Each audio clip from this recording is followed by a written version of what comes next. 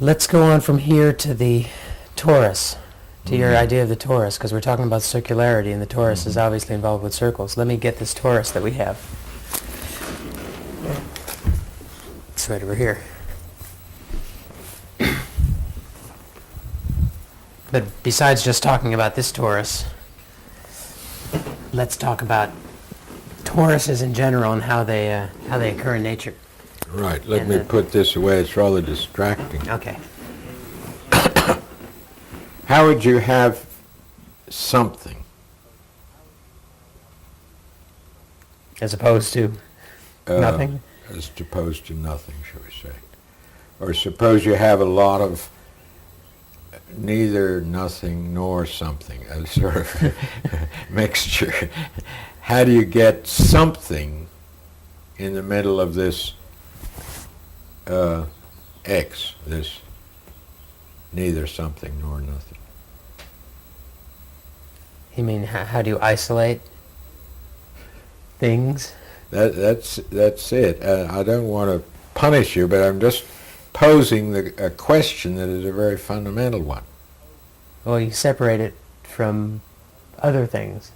No, but there aren't any things. How do you get the first thingness?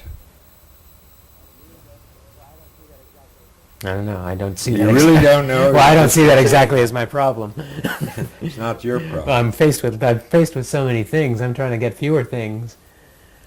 Well, we're talking about cosmology, and that is a problem of beginning. So how do you get something to start it off? I mean, how would God get something? Yes. Well, I can see it in terms of generation of dimensions, but that's only because I generation of dimensions, and when you have, and you can't get separateness until you have two dimensions, and then you. Well, you'd still have to put some substance or something in the dimensions. I mean, the dimensions are just a matrix. Okay, so you have a plane, and you still want to put something on the plane. Well, I thought you'd say, well, you take some of this mucky murk or whatever, this nondescript stuff, and pack it together. Then you would have something. Okay.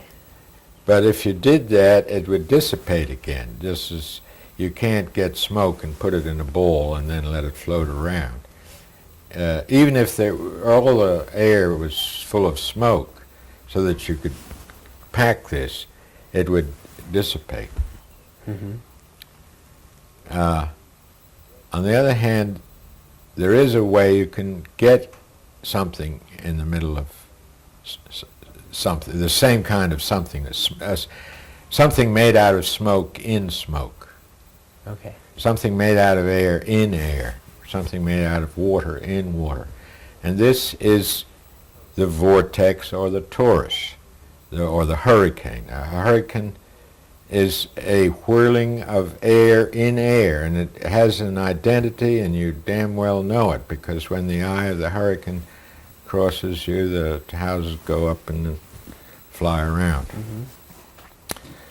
Mm-hmm. Tornado. Tornado especially. Yeah. But you know what the word hurricane means? No. It's an Aztec word. The god with one leg. Hmm. And of course that one leg is that ferocious thing vortex, at the center, the right. vortex at the center. But it's a toroidal expression in air. The air is coming in at the bottom, I believe, and whirling around, and this tight column, and then going out again and coming back and whirling around and out again. Mm-hmm. So the torus is the only way you can get an identifiable something in the middle of itself. Okay. It's co-substantial with its surround. It's made of the same stuff as its surroundings. Mm-hmm. If you were to say, well, I could have a brick in the middle of a vacuum, that's not fair, because you're not making the brick out of the background material. Okay. Now, it also has the property of being self-sustaining. Remember that I said you push the smoke together, it would dissipate. the smoke ring or the vortex can sustain itself. It's containing energy, and this energy might dissipate over time, but it sustains itself quite a long time. Does it always dissipate over time? Toruses seem to have lifetimes, or vortices do. Well, that's due to friction. They'll ultimately go, but we don't have to bother with friction at the beginning of things, because friction means different things are there conflicting with one another. Okay, now, so much for fundamental reasons for the torus, but there are also empirical reasons in that all, say, magnetic fields, even if electricity is just flowing through a wire, it's making a toroidal shape. See, the wire can't just go from here to there. It has to come back. And between going out and coming back, it makes a loop, and in that loop you'll get a torus forming. Mm-hmm. And it can be so strong that the wires carrying a heavy current have to be strongly braced so they don't either fly apart or come together. You can get disastrous short circuits that way with a very heavy current. Right.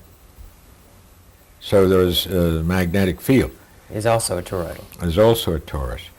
Now the next step is to go into the mathematics. The mathematics of the torus introduces a different topology. Topology is the science of surfaces. Now the normal surface, like the plane of the paper, if I make a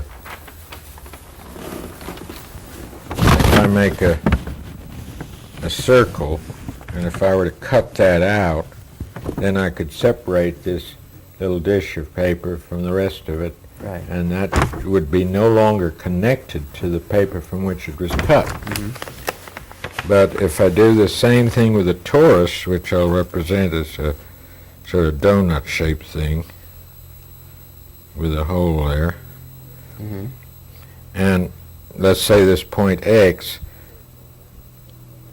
if I put the circle around in such a way that I include the hole, I can then separate, take this all away, and say this X is separated from all these Y's out here, all this other stuff. Right.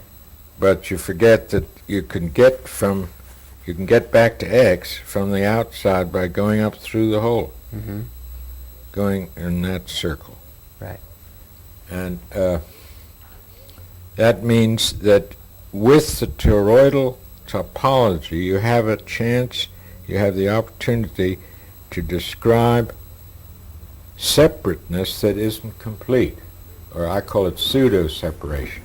In other words, you're different from me. Right. We're two different entities in a universe. But how, you could ask, how could the universe create things separate from itself? Well, it does it by this we're connected with this umbilical cord. Like I would be X and you would be Z, say, because I used up Y. We could each have this circle and be ostensibly separate but connected through the hole. Now what's the hole? I mean, I know it's just a metaphor. Well, the whole is the undifferentiated primal fire, the unity of all things. I don't know whether you want another picture, but I think so it's both a whole H-O-L-E and a whole W-H-O-L-E. Right. Well, you could even talk about the black hole, when everything comes together and is reunited. But I think the black hole is too hypothetical. It's a nice thing to hold in imagination. I would rather talk about the whole in the sense of that from which matter is separated out. Am I being too too stretchy, too far out? No, I like it far out. If you think of purpose as primary, and then in order to get going, it has to cut pieces off itself to use. Those pieces, one of them being matter, another being relationship, and so on. These differentiations from totality, necessary to have a game to play with. Maybe you'll cut it out, but I'll tell you a horrible story. One of my machinists at Bell, Ollie Schreiner, was a fascinating person. He'd been a prison warden for 20 years, and he came to me with these elaborate drawings of helicopters. And I said, how did you ever...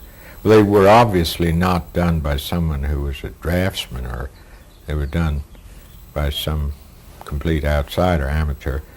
I said, how did you draw these drawings, or why did you draw these drawings? Sort of like Shakespeare-Bacon question. And he said, well, I was a prison warden for 20 years, and I used to think of how could I escape from prison. Well, anyway, he turned out to be a very imaginative person. He could read lips, for one thing. He used to watch from 50 feet away the girls going into the ladies' room, read their lips, and then confront them with what they'd said later. Well, now, why did I bring up Ollie? Well, I think... Oh, he told me about one of his prisoners, that he found this prisoner had cut open his stomach and removed his intestines and was cutting them up into letters, which he was making into a sort of crossword puzzle or something on the table. Of course, he died before the 24 hours were out. But that's what the universe is doing. It cuts up its wholeness to make these pieces to play games with. At any rate, when you go back into the HOLE, you restore the WHOLE. That's the neck of the torus. It all comes back together.